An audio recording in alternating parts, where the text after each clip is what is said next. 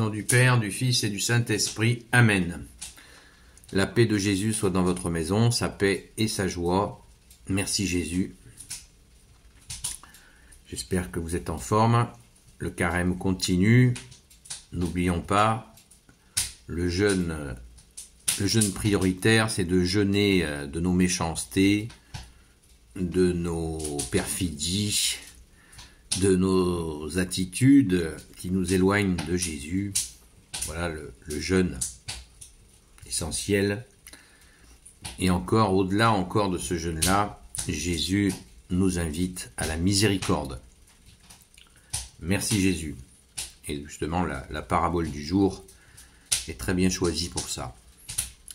Que ta parole, ô Jésus, rentre dans mon esprit, que ma bouche proclame ta parole et que mon cœur l'accueille. Les vignerons assassins. Saint Matthieu, Saint Évangile selon Saint Matthieu, chapitre 21, versets 33 à 45.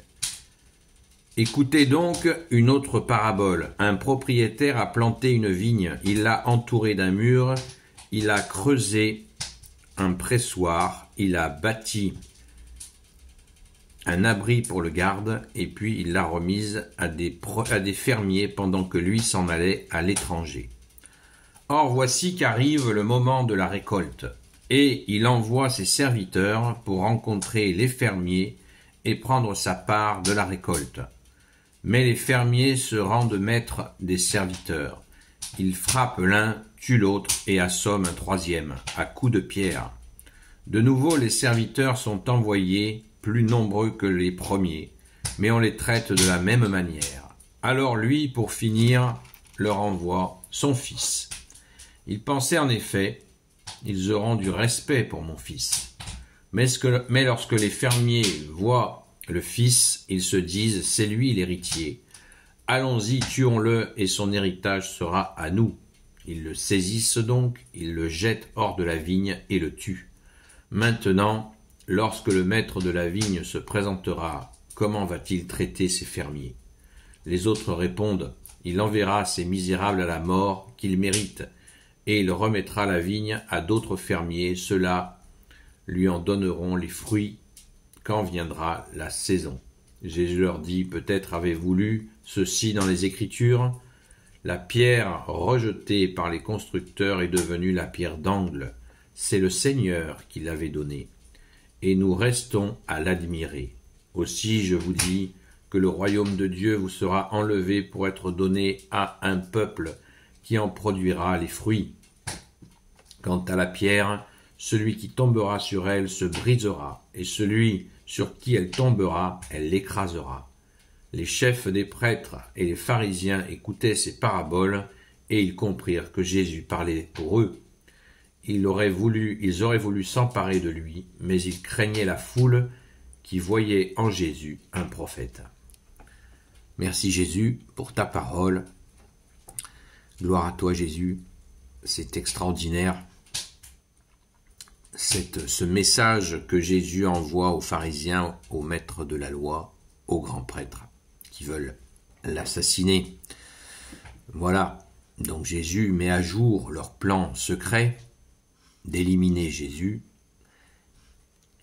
Ils fomentent ce plan, bien sûr, pas tous les pharisiens, bien sûr, pas tous les maîtres de la loi, bien sûr, pas tous les grands prêtres. Il y en a qui sont horrifiés par ce projet. Mais voilà, on sait très bien qu'ils ont réussi. Attention, ils ont réussi momentanément, car Jésus est ressuscité le 3e jour. Et à propos de Jésus, il parle bien de lui. On ne parle pas assez, jamais assez, du verset 42. La pierre rejetée par les constructeurs est devenue la pierre d'angle. C'est le Seigneur qui l'avait donnée, et nous restons à l'admirer. Quand des maçons construisent une voûte, ils construisent pierre par pierre chaque voûte, la gauche et la droite, en même temps, avec des coffrages de bois, et ils montent comme ça, ils s'appuient sur des coffrages de bois, et arrivent au sommet, ils mettent une pierre taillée, une pierre de taille, qui s'appelle la pierre d'angle. Slack.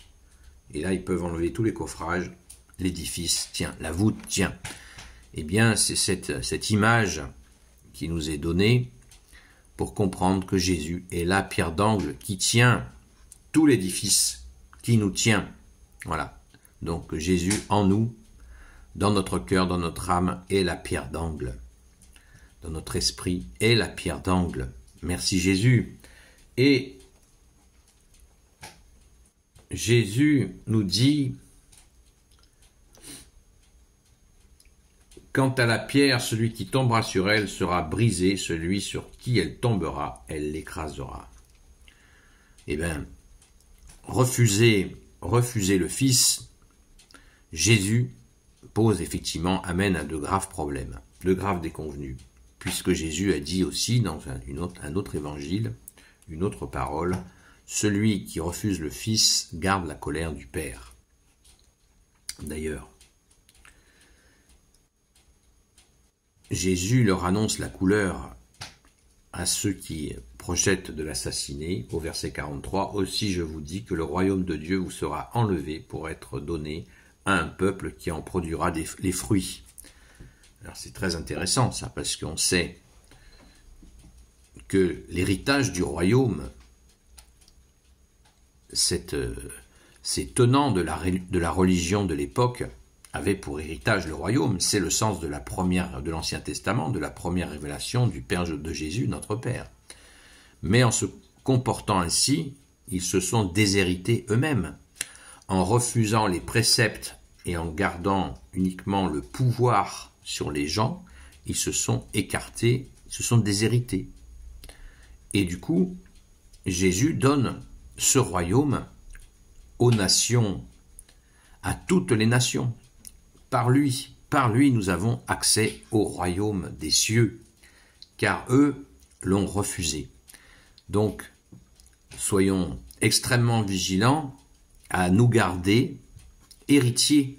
Par notre saint baptême catholique, nous sommes déclarés héritiers du royaume des cieux, héritiers de l'héritage que le Père a pour nous, le Père de Jésus, et seul Jésus peut nous y emmener. Amen. Merci Jésus. Donc soyons à la hauteur. La France, fille aînée de l'Église, a cette mission, cet héritage, le royaume des cieux en héritage, car elle est devenue fille aînée de l'Église. Donc ne laissons pas les ténèbres aller guerroyer avec, je prends un exemple au hasard, nos frères russes, qui sont aussi chrétiens, car nous voulons garder notre héritage. Déjà, le simple fait qu'on ne peut pas se lancer dans des guerres fratricides. Donc, fratricide, ça veut dire entre frères. Donc, soyons attentifs, prions, supplions Jésus que toutes ces menaces de guerre cessent, car nous sommes héritiers du royaume des cieux, nous sommes héritiers par ta grâce, ô Jésus. Donc, mettons en pratique ta parole, bien-aimé Jésus, et continuons à prier. Que dis-je? Prier, supplier Jésus d'écarter de nous ces tentatives de détruire la France que tu as façonnée de tes mains. Merci Jésus. Ô Jésus, toi qui peux tout et qui portes tout, toi le Sauveur, toi l'Emmanuel, je te confie toutes celles et ceux qui regarderont cette vidéo ainsi que leurs proches selon ta seule volonté, ô Jésus.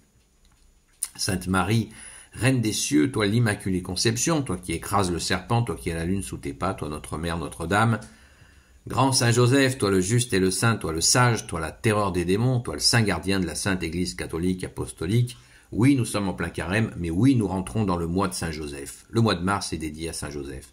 Prions sans cesse Saint Joseph. Merci, Grand Saint Joseph. N'oublions pas que la Vierge Marie et Saint Joseph sont les deux personnes qui sont restées le plus longtemps avec Jésus, à vivre avec Jésus. Sainte Marie-Madeleine, notre chère sainte patronne, et vous tous les saints et saintes, amis de toi Jésus, Saint Michel Archange qui est comme Dieu, Saint Gabriel Archange, Saint Raphaël Archange, et vous tous les anges qui servez Jésus, je vous confie toutes celles et ceux qui regarderont cette vidéo, ainsi que leurs proches, selon ta seule volonté, ô Jésus. La paix de Jésus soit dans votre maison.